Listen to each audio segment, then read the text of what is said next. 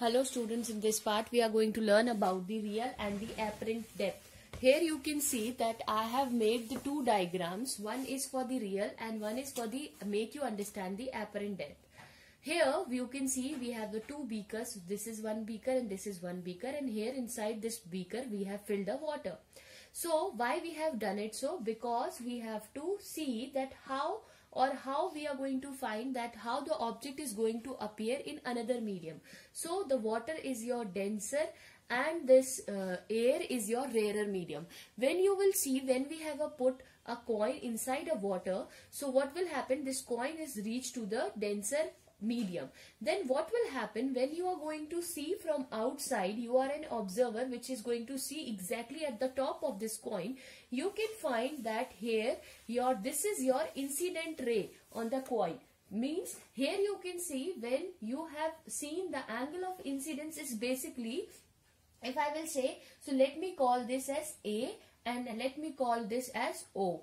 Okay, so you can see here that angle of incidence which is AO is, I can say I, which is equals to 0 degree. Why it is 0 degree? Because here the angle of incidence is exactly 90 degree.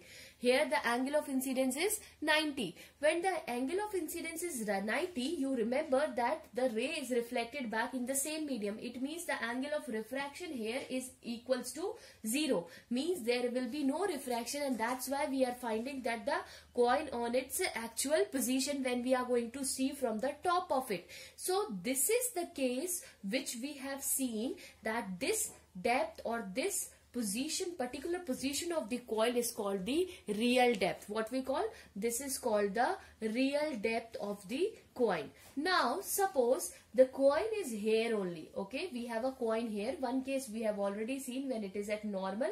So incident ray and the reflected ray will be at the same point. So this we can say A and this we can say O.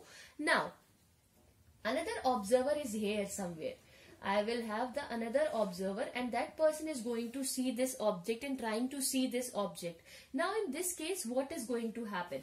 When the observer is trying to see this object from here, what we are going to notice that when the ray is incident on this particular position, you can notice here that when the ray is incident on this coin, this is the angle of incidence. This is the angle of incidence. When the ray is incidented on this particular, you can see when the ray is refracting back here, if I am going to draw a normal, so this is my normal, this is my R. So you can notice that when we have seen or when we have tried to see this object, you will notice that the ray is get refracted. It has moved away from the normal. When somebody is trying to see this at this particular point, you have noticed that it has traveled this much away from the normal as the ray is traveling from denser to a rarer medium. When we extrapolated it backward, you have noticed that this is your angle of refraction. So this angle is also angle of refraction. So this is my A, this is my C, this is I. This is the point where you are finding that your coin appears to be at this particular position, and this depth is called your apparent depth. What we call this depth as apparent depth. समझने की कोशिश करना. ये beaker है बेटा. In this beaker we have filled the water. यहाँ पे कहीं coin था, हमने किसी इस जगह से देखा तो हमारा यहाँ पे एक इंसिडेंट रे आया. हमने इसको नॉर्मल किया. नॉर्मल करने के बाद क्या हुआ? ये वापस जाएगी. वापस जाने के बाद ये क्या होगी? Away from the normal. Away from the normal को हमने एक्स्ट्रापोलेटेड बैकवर्ड किया तो ये कॉइन आपको कहीं उसकी जगह से ऊपर दिखने लगा. Right, it is appearing slightly above than its position, and that position we have called is I, and that is called your apparent depth. What we call apparent depth means the position where the object is not lying but it appears to be lies at that particular position, and that is called your apparent depth. So this apparent depth is just because of the refraction of the light, as the light is traveling from a rarer to a denser medium. So without wasting time, we are going to discuss about its expression, that how we are going to study and what is the case in this we have to study for. Here if you will see, you can see one triangle is this and another triangle is this. Means AOC is one triangle and AIC is two triangles. So we have to find out the ratio of the sine of with 1 to the ratio in the sine with the 2 we have to find out. So we are going to see its expression without wasting our time. So I hope the real and the apparent depth is clear to you. We know what is the Snell's law says. According to Snell's law, what Snell's law says, that it is the ratio of the sine of the angle of incidence to the sine of the angle of refraction. So if I need to find out the refractive index of air with respect to water, refractive index of air with respect to water. So what is the refractive index of air? This will be sine I upon sine R. We have to find out the value of angle of incidence and angle of refraction. So how we can find out the value of sine I and sine R?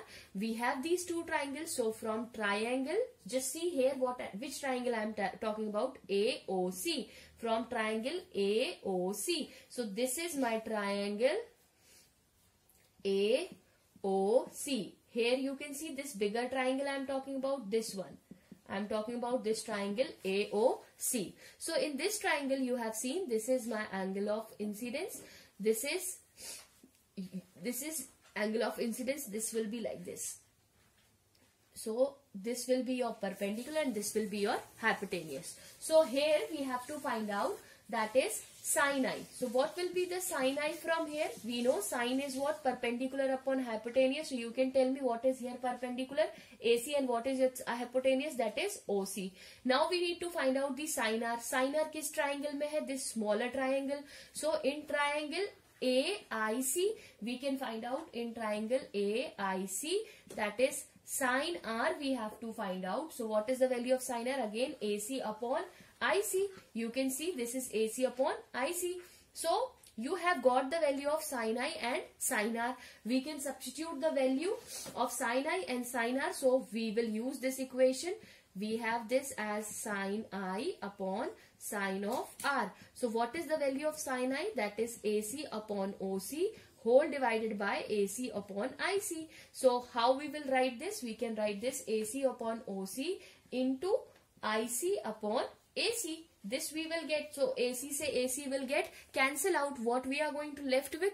We are going to left with here W and A, means the refractive index of air with respect to water. It will be IC upon OC. So where is my IC? So this is my IC, and where is my OC? This is my OC. I have come to know that what all things are left in this. So now what we are going to do after this step? We can say here that this point IC upon OC, you can see this point C. Here C point is common, I and O. What is your I? I is the point where the apparent depth is there. O is the point where the original depth or the real depth is there. Okay. And where is the point? C is the point where this ray is going to, after refraction, it is going to be meet. Or we can say the point C is very close to the point A. So we can say that IC is approximately equal to AI and OC is approximately equals to OA. What does it mean? It means that अगर हम इसको देखें तो इन दोनों के बीच का difference बहुत कम है. A is very close to C. किसके ज्यादा क्लोज है? Very close to C. Because to make you understand, I have made in such a way diagram. Otherwise, they are very close to each other. So what I can write here? I can write here as refractive index of this. So in place of IC, what I can write? AI upon, in place of OC, what I can write? AO. Even in this way also you can say it is your apparent depth to the real depth. So here you can get AI upon AO. This is the expression which you have got for the refractive index in this case. So we have got AI upon AO, that is the refractive index of air with respect to water. So now we can write this as,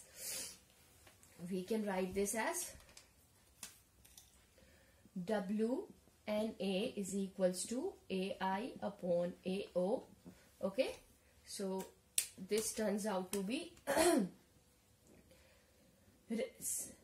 since refractive index of air with respect to refractive index of water with respect to air, what it will be? It will be 1 upon WNA. अब यहाँ 1 क्यों लिखा बेटा? Because the refractive index of rarer medium is always lesser than 1.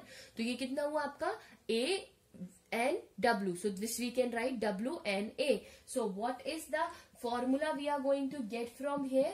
We are going to get here AO upon AI. How I will get it?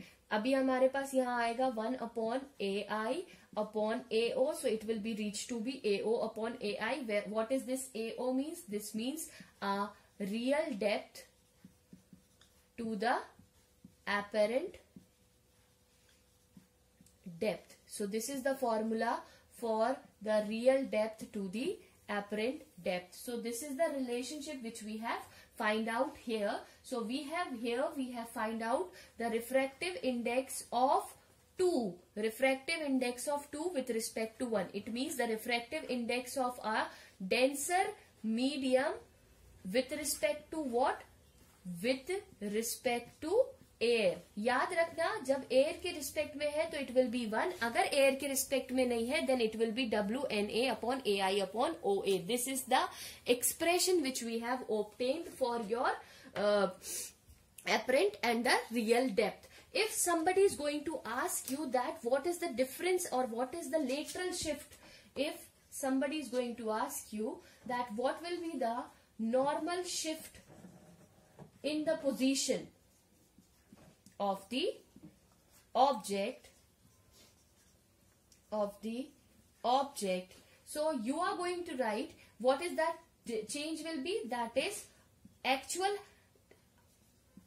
depth से आपकी apparent depth में कितना difference है. So that only I have written AO minus OI AI. So we can write O is equals to 1 minus of AI upon AO. So this will be comes out to be AO 1 minus of 1 and 2. This we can write down from here. So this is the expression for your lateral shift, which is equals to T.